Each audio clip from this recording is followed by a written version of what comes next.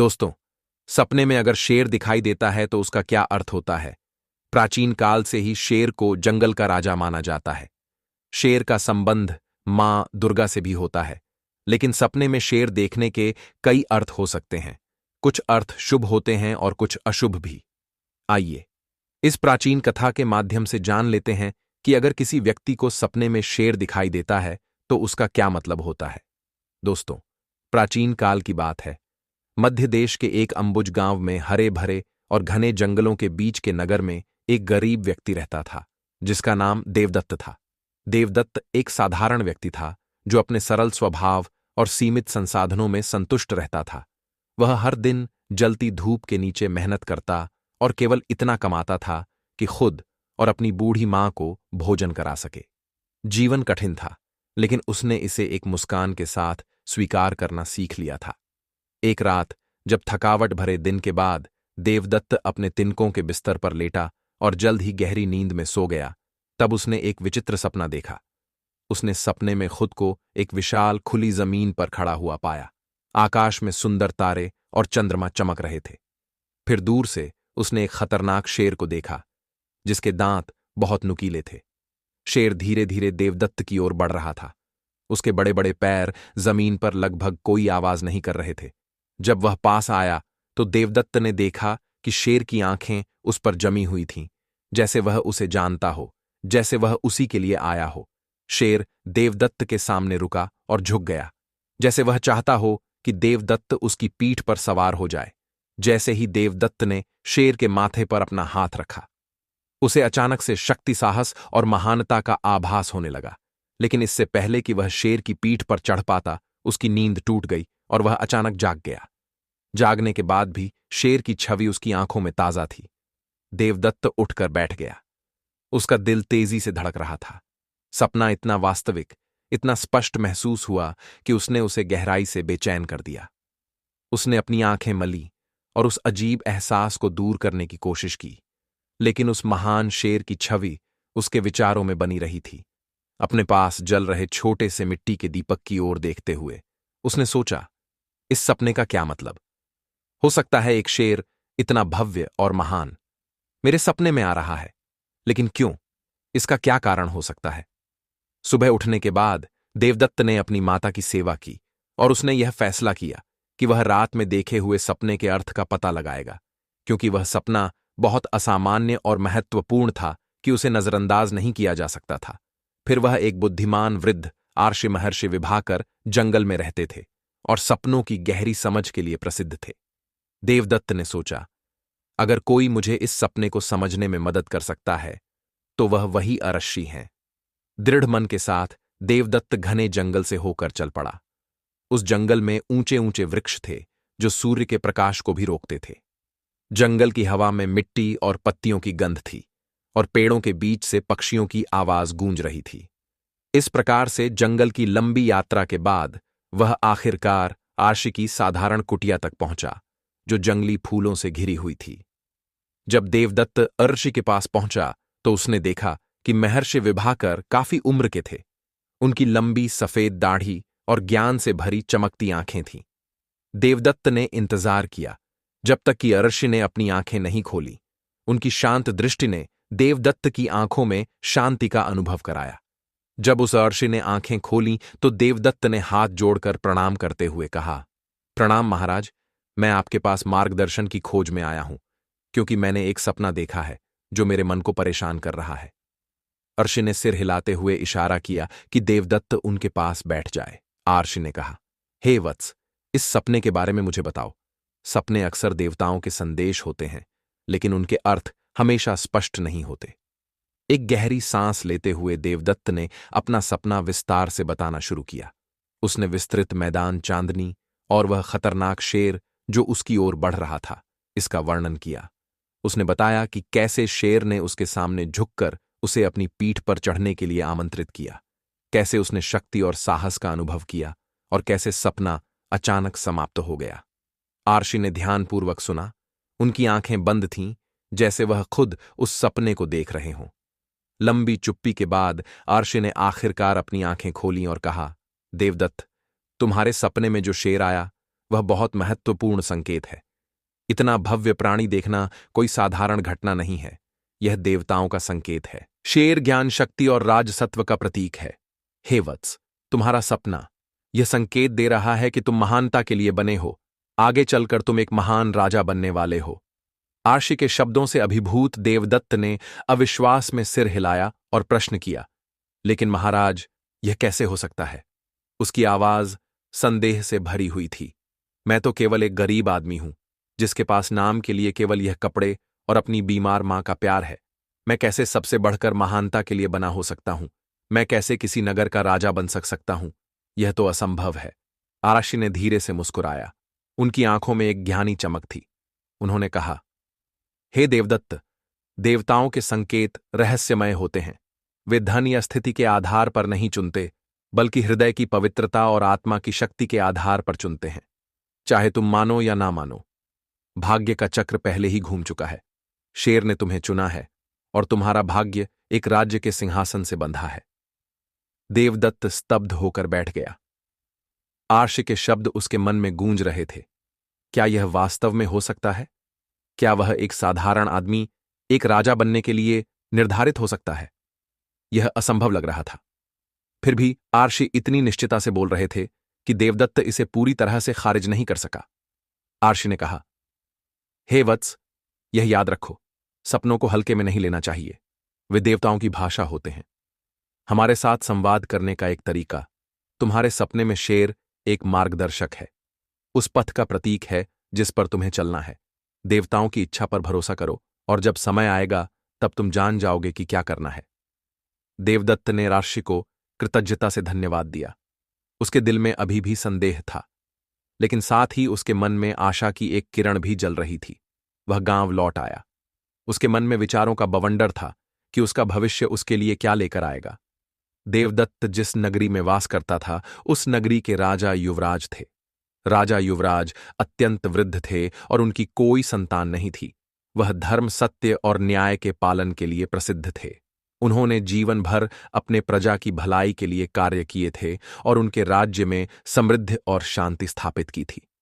फिर एक रात राजा युवराज को भी एक विचित्र सपना आया। राजा युवराज की वह रात बेचैन की थी और गहरी नींद में उसने भी एक शेर देखा। लेकिन राजा का सपना देवदत्त के सपने के विपरीत था। राजा युवराज का सपना डरावना था। उसके सपने में शेर बीमार और कमजोर था। उसकी भव्यता केवल उसकी छाया भर थी। वह विशालकाय खतरनाक शेर लड़खड़ाते हुए राजा की आंखों के सामने जमीन पर गिर गया। उसकी सारी शक्ति समाप्त हो चुकी थी और फिर राजा युवराज ठंडे पसीने में जाग गया। उनका दिल डर से कांप रहा था। उन्हें पता था कि सपने अक्सर देवताओं के संदेश होते हैं और यह सपना उन्हें डरावना लगा। राजा ने खुद से कहा, इसका क्या मतलब हो सकता है? उनके हाथ कांप रहे थे। उन्होंने सोचते हुए अपने माथे का पसीना पूछा और सोचा, आखिर देवताओं ने मुझे सपने में ऐसा दृश्य क्यों दिखाया? इसका क्या अर्थ हो सकता है? सुबह जागते ही राजा ने तुरंत अपने राजगुरु महर्षि अंगर को बुलाया, जो अपनी बुद्धि और दिव्य ज्ञान के लिए प्रसिद्ध थे। राजगुरु जल्दी से आए। राजा की तात्कालिक को महसूस करते हुए राजगुरु ने कहा, हे महाराज, मैं आपकी सेवा में हूं। आप चिंतित दिखाई पड़ रहे हैं। आपकी चिंता का क्या कारण है? राजा युवराज ने अपने सपने में देखे हुए उस दृश्य का सजीव वर्णन किया। उन्होंने बीमार शेर, उसके गिरने और उस अभिशाप की भयावह भावना के बारे में बताया जिसने उन्हें जकड़ लिया था। राजा ने विनम्रता से कहा, हे गुरुवर, मैंने आज जो भयानक सपना देखा उसका क्या अर्थ है? क्या यह कोई बुरा शगुन है? राजगुरु ने ध्यानपूर्वक सुना और हर शब्द के साथ उनके चेहरे पर गंभीरता बढ़ती गई।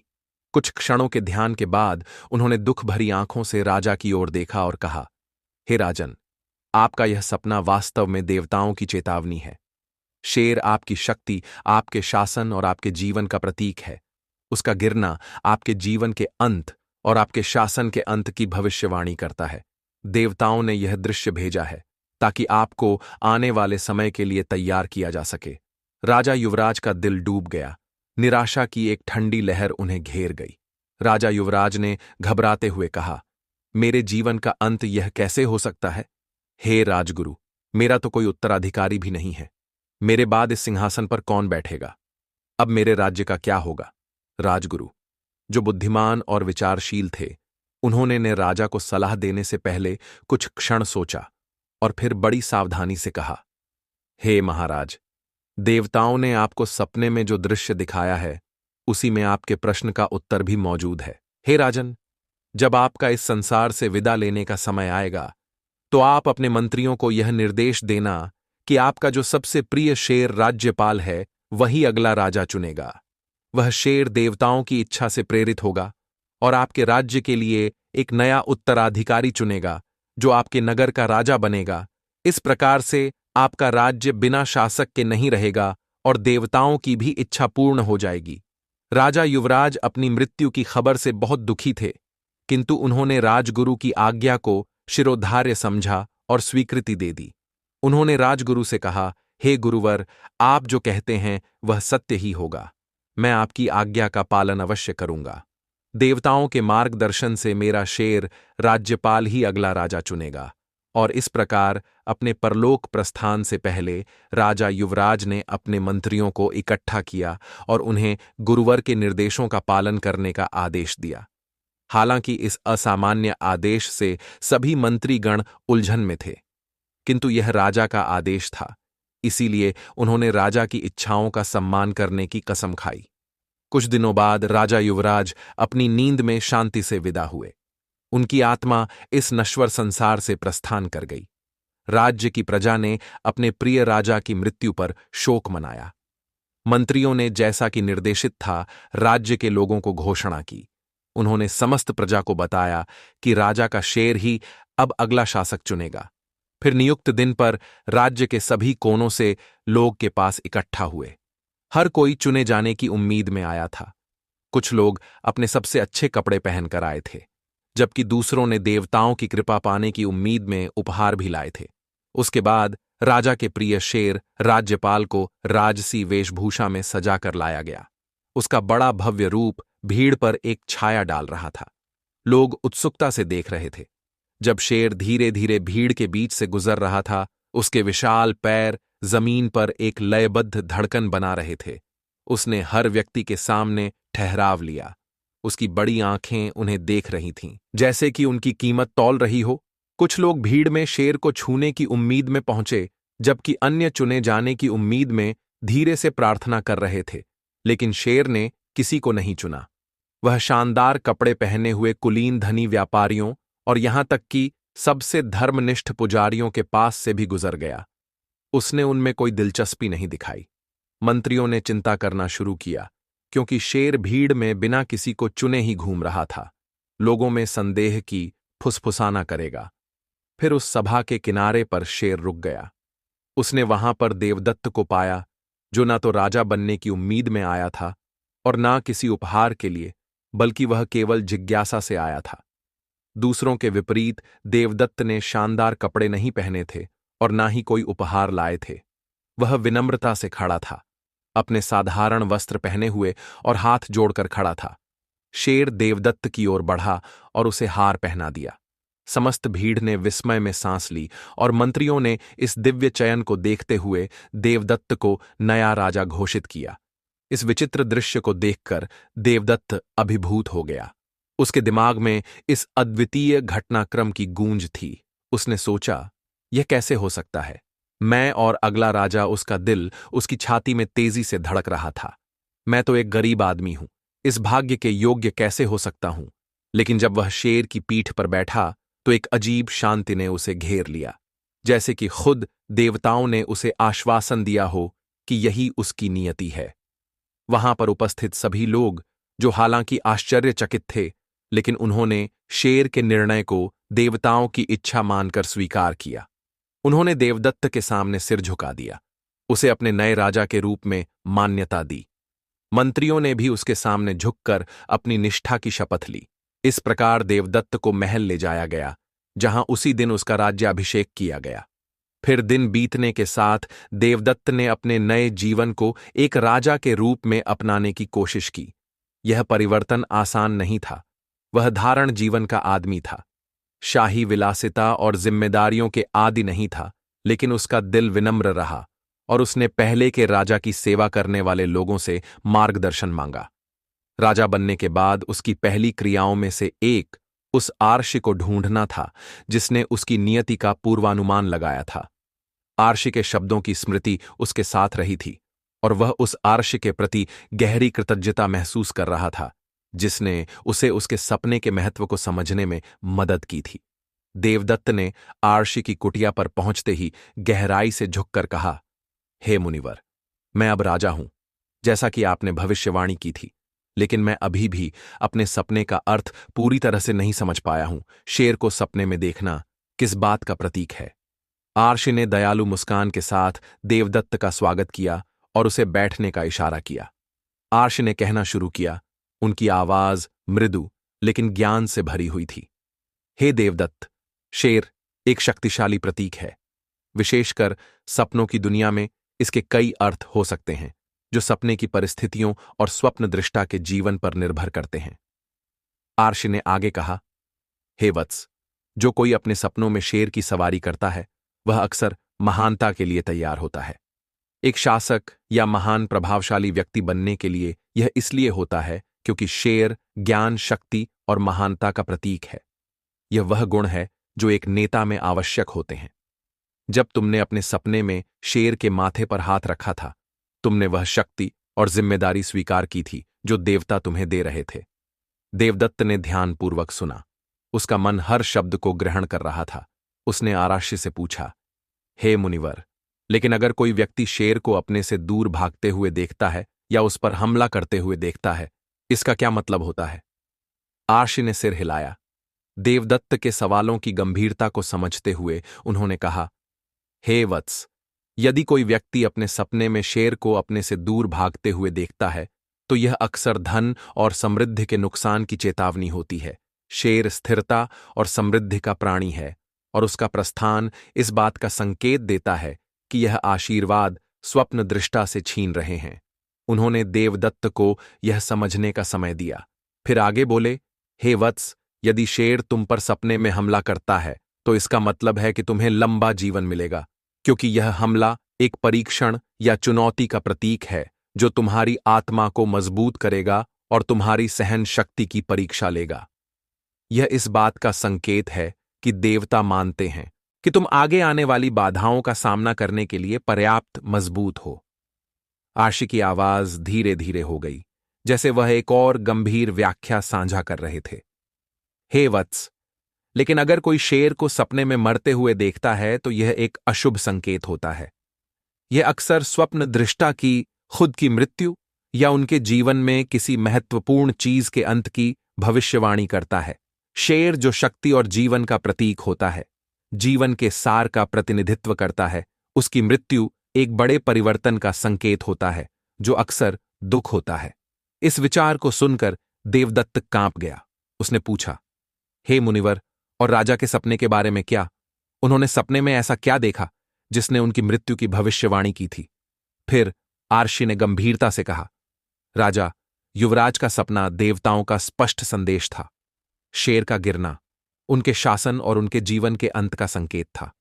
हर सपना अपनी सच्चाई को समेटे होता है और उसको बुद्धिमानी और सावधानी से व्याख्या करनी चाहिए। राजा युवराज ने देवताओं की चेतावनी को सुनकर सही किया और यह सुनिश्चित किया कि उनके राज्य का कोई उत्तराधिकारी हो। देवदत्त ने धीरे धीरे सिर हिलाया, अपने नए उत्तरदायित्व का बोझ और भी अधिक महसूस करते हुए। अब मैं समझता हूं, उसने कहा। उसकी आवाज में नई दृढ़ता के साथ, देवताओं ने मुझे नहीं चुना है, न तो मेरे धन या स्थिति के लिए, बल्कि मेरे की शक्ति और मेरे इरादों की पवित्रता के लिए। मैं इस राज्य पर उसी विनम्रता और दयालुता के साथ शासन करूंगा जिसने हमेशा मेरे जीवन का मार्गदर्शन किया है। आर्षि ने मुस्कुराया। उनकी आंखें स्वीकृति से भरी हुई थीं, और यही कारण है कि देवताओं ने तुम्हें चुना है। देवदत्त, इसे हमेशा याद रखना, एक राजा का मूल्यांकन उसके धन या उसकी शक्ति से नहीं की जाती, बल्कि इस बात से होती है कि वह अपने लोगों की कितनी देखभाल करता है और देवताओं की इच्छा का कितना पालन करता है। अपने राज्य की सेवा करो और तुम एक ऐसी विरासत छोड़ जाओगे जिसे पीढ़ियों तक याद रखा जाएगा। देवदत्त एक नए उद्देश्य के साथ अपने महल लौट आया। उसने अपने राज्य पर उसी विनम्रता और दयालुता के साथ शासन किया जैसा कि उसने हमेशा दिखाया था। आर्शी की बुद्धिमत्ता और उसके सपनों में शेर की रहस्यमय शक्ति द्वारा निर्देशित उसके शासनकाल में राज्य फलने फूलने लगा और लोग शांति और समृद्धि में जीने लगे। गरीब आदमी के राजा बनने की कहानी पूरे देश में फैल गई। इसे सुनने वाले सभी को भाग्य के अजीब और अद्भुत तरीकों की याद दिलाई और सपनों के माध्यम से आने वाले शक्तिशाली संदेशों की राजा बनने के बाद भी देवदत्त ने अपनी विनम्र शुरुआत को कभी नहीं भुलाया। वह अभी भी सरल जीवन जीता, अपने धन को जरूरतमंदों के साथ साझा करता और बुद्धिमान की सलाह लेता। इस प्रकार देवताओं द्वारा चुने गए विनम्र आदमी देवदत्त की कहानी एक ऐसी कथा बन गई जिसे दादा अपने पोते पोतियों को सुनाते थे। एक विश्वास, भाग्य और रात के सपनों में छिपी गहरी बुद्धि की कहानी। तो दोस्तों, इस प्रकार से हमें पता चलता है सपने में शेर देखने का अर्थ। आपको यह कथा कैसी लगी कमेंट में अवश्य बताएं। जानकारी अच्छी लगी तो वीडियो को लाइक जरूर करें और कमेंट में जय श्री कृष्ण और जय मां दुर्गा अवश्य लिखें। साथ ही चैनल को सब्सक्राइब करें। आप सभी का धन्यवाद।